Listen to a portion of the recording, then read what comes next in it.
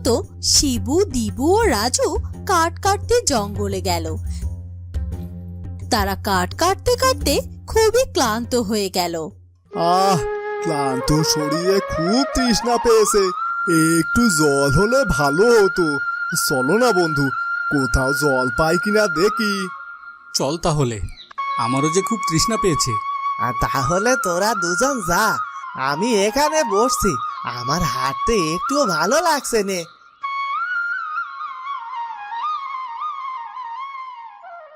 তারা দু বন্ধু শিবু আর দিবু দুজন জঙ্গলের ভেতর ঘুরতে লাগলো যে কোথাও কোনো জলের ব্যবস্থা হয় কিনা। বন্ধু, কোথাও তো পেলাম না, তাহলে এখন কি করি? আমার তো এবার পানির জন্য প্রাণ যায় যায় অবস্থা গো। ওই দেখ, মনে হচ্ছে একটা কুয়োর মতো কিছু দেখা যাচ্ছে। চল আমরা গিয়ে দেখি।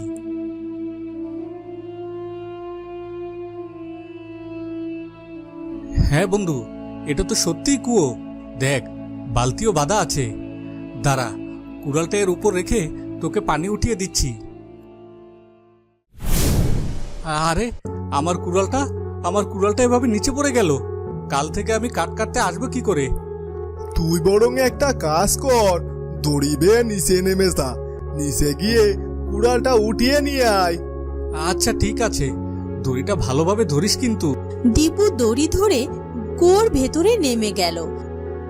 কিছু সময় পরে শিবু উপর থেকে ডাকতে লাগলো, কিরে দিবু, আর কত সময় ধরে খুঁজবি? এবার তো উপরে উঠে আয়, আমি কিন্তু দড়ি ধরে টান দিলাম।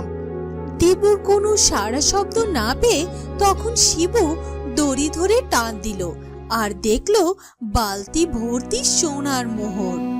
ও মা, এত সোনার মোহর!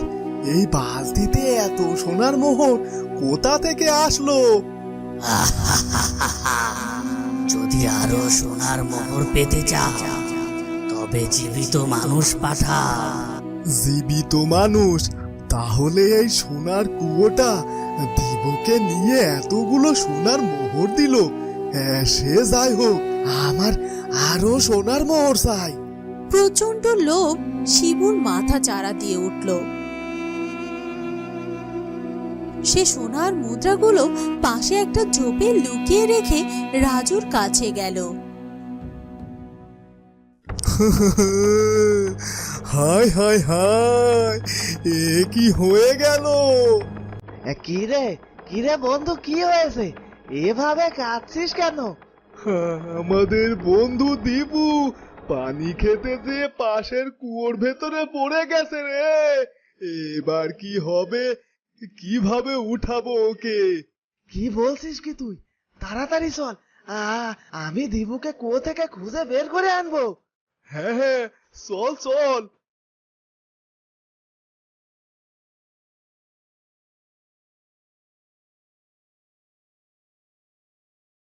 এই দেখ বন্ধু, এই সেই কুয়ো, তুই নিচে নাম, আমি দড়ি ধরছি। আচ্ছা বন্ধু, কিন্তু বন্ধু নিচে এত অন্ধকার, কিছুই তো দেখা যাচ্ছে না, তাহলে ওকে খুঁজবা কিভাবে? তুই নিচে নেমে হাত দিয়ে দেখ, খুঁজে পাবি। রাজু দড়ি বেয়ে নিচে নেমে গেল। কিছুক্ষণ পর শিবু দড়ি ধরে টান দিয়ে দেখলো সেখানে আরো এক বালতি স্বর্ণের মুদ্রা। সে খুশি মনে স্বর্ণের মুদ্রাগুলো উপরে উঠিয়ে নিল। আমার ধনী হয় আবার আটকায় কে? কাল থেকে গ্রামের মানুষকে ভুলিয়ে এই কুয়োর ভেতরে দিব, আর তার বদলে নিব এক বালতি সোনার মুদ্রা।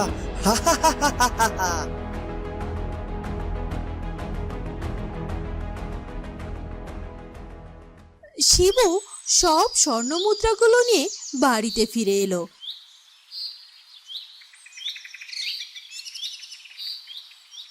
এদিকে সন্ধে হবার পরও যখন দিবু ও রাজু বাড়িতে ফিরল না, তখন রাজুর ছেলে মেয়ে শিবুর কাছে এলো। শিবু কাকা, ও শিবু কাকা, বাড়িতে আছো নাকি গো? কিরে মা, ডাকছিস কেন? কি হয়েছে? কাকা, আমাদের বাবা এখনো বাড়িতে ফিরে এলো না, প্রতিদিন তো সকাল সকাল বাড়িতে ফিরে আসে। তোর বাবা তো আজ আমার আগে চলে এসেছিল জঙ্গল থেকে। খুঁজে দেখ, কোথাও হয়তো আছে। কিন্তু বাবা তো এত দেরি করে কোনোদিনও ফেরে না।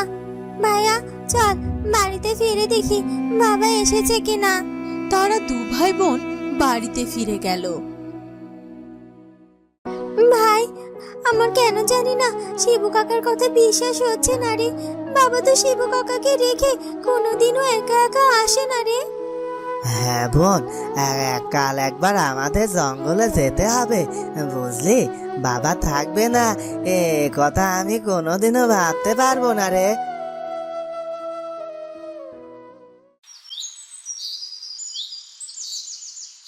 কিরে দিনেশ, আজ হঠাৎ আমার বাড়িতে, তা কি মনে করে এলি? ভাই কোনো কাজ নেই, বেকার বেকার আর কত ঘুরে বেড়াবো, তাই ভাবছিলাম যে আজ থেকে তোমার সাথে জঙ্গলে কাঠ কাটতে যাব। বাবা, এ তো মেঘ না চাইতেই জল। কিরে কি ভাবছিস? কিছু না তা যাবি তো? চল এক্ষুনি বের হব। আচ্ছা ঠিক আছে, তুই তাহলে একটু বস, আমি বাড়ি থেকে কুড়ালটা নিয়ে আসি। আরে লাগবে না, আজ এই একটাতেই হয়ে যাবে। আমি না হয় আজ কাঠ কাটবো নে, আজ তুই বরং কাঠ কাটিস।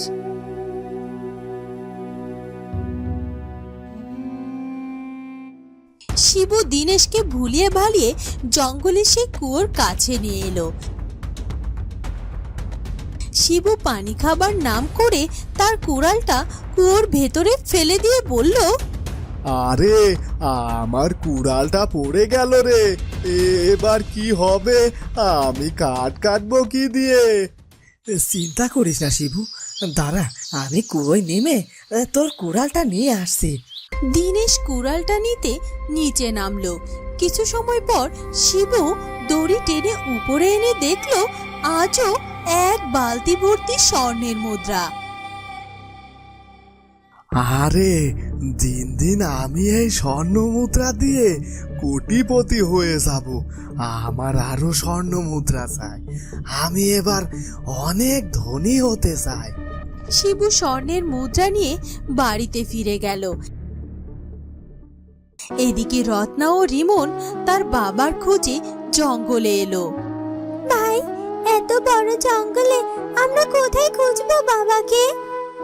তাই তো ভাবছি বোন, চল আমরা একটু সামনে গিয়ে দেখি। তারা একটু সামনে যেতেই একটা পাখি তাদের সামনে এসে বলল, তোমরা কি তোমার বাবাকে খুঁজতে এসেছ? হ্যাঁ, কিন্তু তুমি জানো কিভাবে? এই জঙ্গলে সবাই খুব আতঙ্কে আছে। তোমার বাবার বন্ধু শিবু গ্রাম থেকে মানুষ এনে এনে ওই সামনের কুয়োর ভেতরে ফেলছে, আর তার বদলে কুয়োটাকে দিচ্ছে অনেক অনেক সোনার মুদ্রা। কি বলছো কি তুমি পাখি?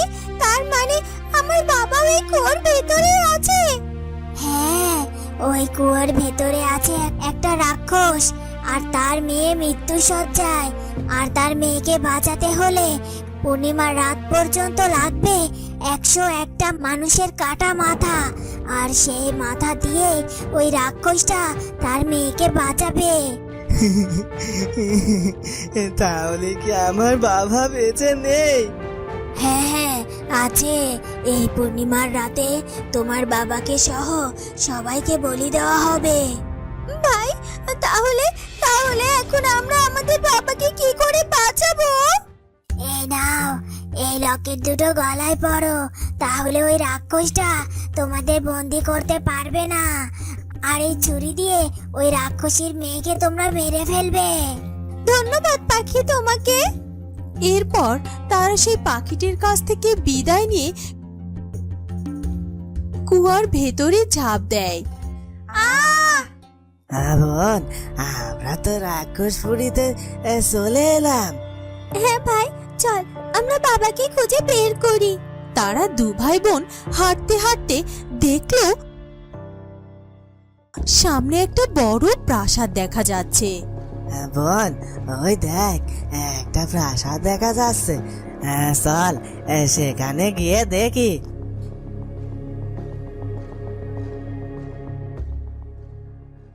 তারা প্রাসাদের ভিতরে গিয়ে দেখলো একটা ঘরে তার বাবা সহ সবাইকে বন্দি করে রাখা হয়েছে। বাবা, বাবা তুমি এখানে? বাবা, আমরা তোমাকে নিতে এসেছি বাবা। মারে, আমরা যে রাক্ষসের মায়াজালে বন্দি রে মা। আমাদের কাছে এই লকেট আছে, রাক্ষস আমাদের কিছুই করতে পারবে না। এদের মুক্ত করতে এসেছি, তারা আজ তোদেরও এদের সাথে বন্দি করব। সাহস থাকলে বন্দি করে দেখা। আমার জাদু শক্তি এদের উপর কেন কাজ করছে না? তোর তো এবার মৃত্যুর সময় হয়ে এসেছে, তোর জাদু আর কোনো কাজ করবে না। তোদের উপরে কাজ করবে না তো কি হয়েছে? তোর বাবার উপর তো কাজ করবে।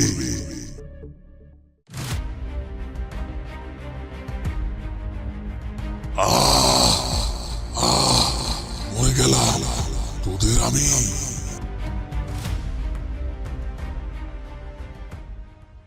রিমন, রত্না, মারে, তোদের জন্য আজ আমরা সবাই প্রাণে বেঁচে গেলাম।